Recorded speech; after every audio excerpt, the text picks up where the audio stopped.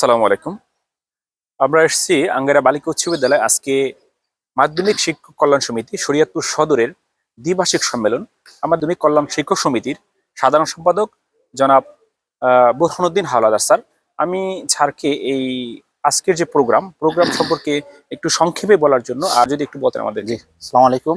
আপনাকে ধন্যবাদ এত সুন্দর একটি গুরুত্বপূর্ণ তথ্য আমার কাছে জানার জন্য। আমাদের এই মাধ্যমিক সহকারী শিক্ষক কল্যাণ সমিতি সদর শরীয়তপুরে এই সমিতি আজ থেকে পূর্বে 2 বছর পূর্বে শুরু হয়েছিল। এই সমিতির মাধ্যমে শরীয়তপুর সদর উপজেলার সকল মাধ্যমিক বিদ্যালয়ের শিক্ষকরা অন্তর্ভুক্ত।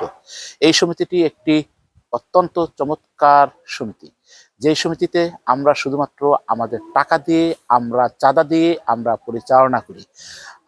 পরিচালনা করার পর 2 বছর পূর্ণ হওয়ার পরে আবার নতুন করে আমরা আজকে নতুন কমিটি গঠন করব। এই সমিতিটি শুনলে আপনি খুব অবাক হবেন। এই সমিতির একটি টাকাও আমরা খরচ করি না। যে টাকা ওঠে তা আঙ্গারিয়া সোনালী ব্যাংকে আমরা জমা রাখি।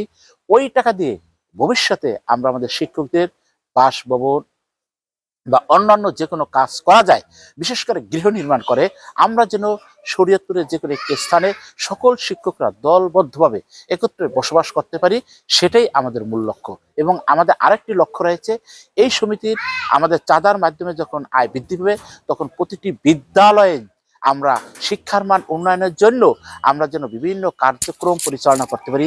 যেমন যারা গরিব শিক্ষার্থী আছে তাদেরকে আমরা যেন টাকা দিয়ে আর্থিকভাবে সহযোগিতা করতে পারি, এবং যারা এই শিক্ষার্থী যারা রয়েছে তারা অসুস্থ হলে তাদেরকে যেন আমরা সেই সুস্থতার দিকে ফিরে আনতে পারি। এবং আমাদের শিক্ষকদের মধ্যে যারা অসুস্থ হয়ে গেলে আমরা যেন আমাদের মানবিক কারণে আমাদের মধ্য থেকে আমরা টাকা দিয়ে আর্থিকভাবে সহযোগিতা করে আমরা যেন তাদের সেবা করতে পারি।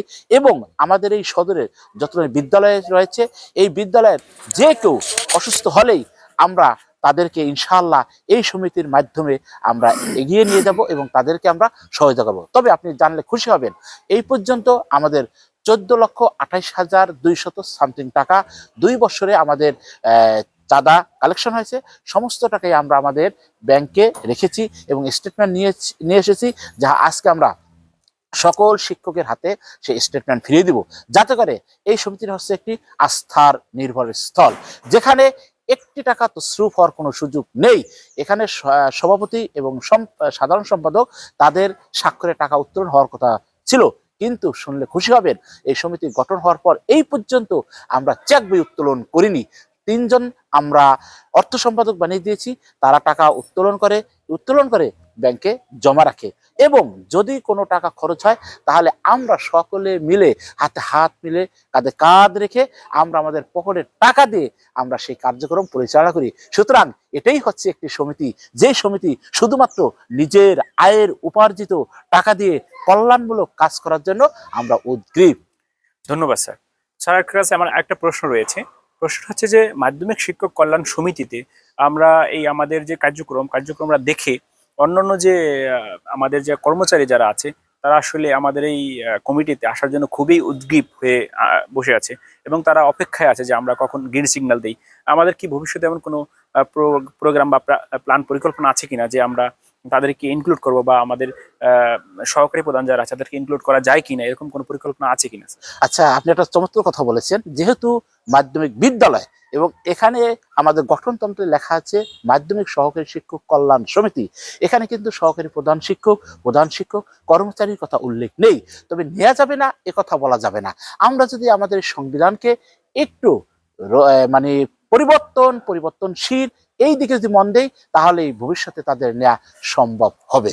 যেহেতু কল্যাণের সকলে কল্যাণ পাক, সেটা আমি আশাবাদী। ধন্যবাদ স্যার। ধন্যবাদ আপনাদেরকে আমাদের এই মাধ্যমিক সহকারী শিক্ষক কল্যাণ সমিতির এই কথাগুলো নিয়ে সকলকে জানিয়ে দেওয়ার জন্য। আপনাকেও ধন্যবাদ। আসসালামু আলাইকুম।